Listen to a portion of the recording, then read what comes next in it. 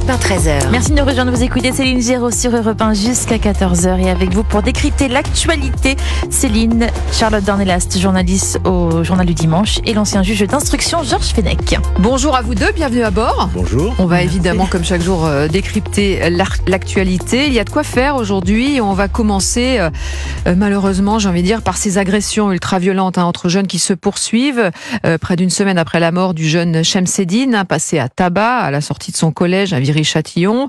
Un adolescent a été tué par arme blanche mardi soir à Romans-sur-Isère dans la Drôme. Alors deux éléments interpellent, une fois encore l'âge, 15 ans, et le lieu, Romans-sur-Isère, Georges Fenech, le quartier de la Monnaie, très sensible, tristement célèbre. Oui, depuis l'affaire de Crépol, on s'en souvient. Absolument. Voilà, l'âge, le lieu, voilà, c'est cette ultra-violence, ça interpelle. Ultra-violence des jeunes, 15 ans, 14, 15 ans. Dans le Bas-Rhin encore, j'ai vu on ça. en parlera dans quelques instants. On en parlera, une agression. Je crois qu'on comptabilise à peu près une quarantaine d'agressions au couteau par jour aujourd'hui en France. Même plus que ça, non, une centaine. Je crois que c'est 40 000 par an. Donc on voit bien qu'il y a aujourd'hui une délinquance des mineurs qu'on ne maîtrise plus. Il faut quand même s'interroger. Et quand j'entends les propositions qui sont faites hier par le garde des Sceaux, je suis pas du tout convaincu qu'on prend vraiment la mesure de ce qui se passe dans notre pays. Quelle proposition fait-il concrètement ? La proposition, c'est de dire en réalité, on va condamner les parents des travaux d'intérêt général. Alors, outre que ça existe déjà dans notre code, que les juges ne l'appliquent pas plus que les peines qui sont prévues d'emprisonnement. D'ailleurs, quand il y a des carences éducatives, les juges ne l'appliquent pas. Et puis la nouveauté, c'est quoi ? C'est de verser 100 ou 200 euros à une association citoyenne. Enfin, vous imaginez ? Non, il faut développer un programme totalement de rupture, avec des courtes peines d'emprisonnement, des peines planchées, des comparutions immédiates, des constructions de places pour mineurs, des constructions de centres éducatifs fermés. C'est cela qu'il faut faire et qu'on n'a pas fait en 2021 lorsqu'on a réformé l'ordonnance de 45 avec un nouveau code pénal des mineurs qui est, de mon point de vue, encore plus laxiste que ne l'était l'ordonnance de 45. Alors il y a un problème. Sans responsabiliser les parents, donc. Ouais. Il faut, mais responsabiliser les parents, c'est d'abord, par exemple, instaurer une mesure de tutelle aux prestations familiales et sociales. Voilà, ça c'est vous n'éduquez pas, sujet. Vous ne surveillez pas vos enfants, 12-13 ans, ils sont dans la rue à des heures indues, eh bien on va gérer l'éducation nous-mêmes, et donc on va préempter vos prestations. On ne veut pas le faire. Manifestement, on ne veut pas le faire. Charlotte Dornelas. Mais c'est vrai que la réforme qui avait été faite simplement pour dire pourquoi elle est pire, en effet, de la vie de beaucoup de pédopsychiatres notamment et ceux qui travaillent auprès de ces jeunes très difficiles en fait, très exposés à la violence déjà en général et donc très violents eux-mêmes, c'est que simplement en gros ils passent devant la justice 2 fois, une première fois immédiatement, en tout cas le plus rapidement possible, pour que la justice leur dise s'ils sont coupables ou pas des faits pour lesquels ils sont poursuivis, et ensuite vous avez un délai. Et à la fin de ce délai-là, on vous dit, voilà la peine que vous allez avoir en fonction du comportement que vous avez eu pendant ce délai. Un délai d'1 an, Charles. Oui, c'est ça qui est prévu à 6 mois initialement. Un an, vous imaginez un an plus tard. Qui avoisine 1 an.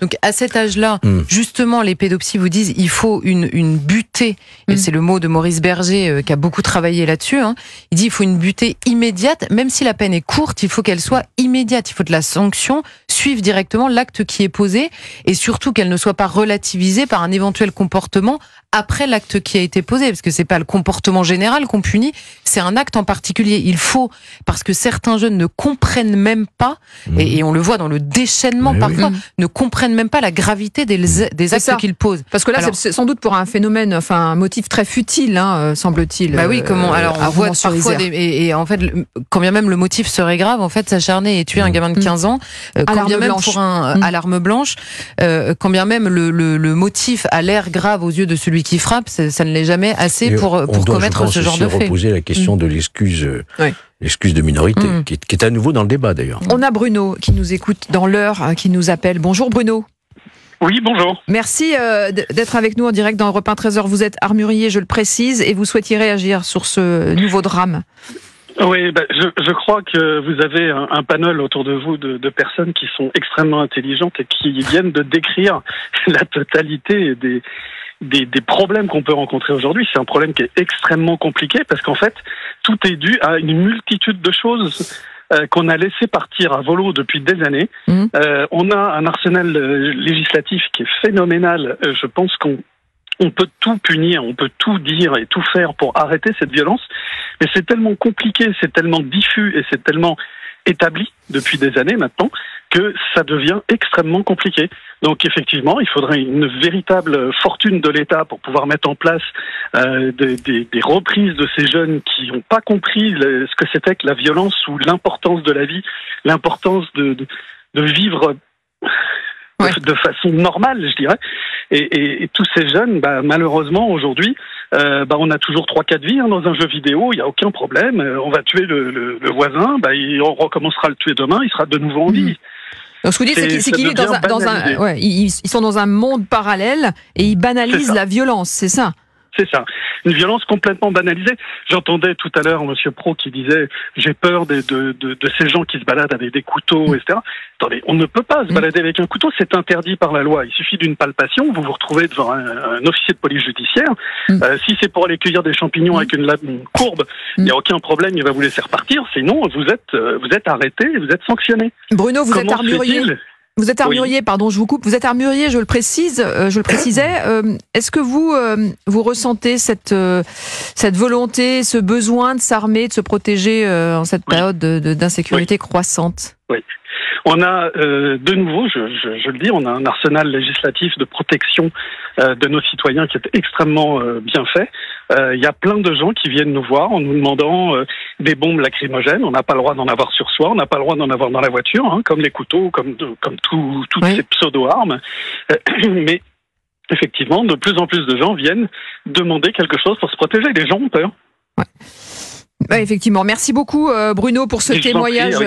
C'était très intéressant effectivement de se rendre compte aussi que la population est en train de se protéger comme elle peut. On reste ensemble 13h27, on se retrouve dans quelques instants. On parlera évidemment de cette autre agression où là encore une fois l'âge interpelle, 13 ans seulement, cette jeune fille agressée parce qu'elle ne respectait pas le jeûne imposé par le Ramadan. À tout de suite sur Europe 1. Vous écoutez Céline Giraud de 13h à 14h sur Europe 1.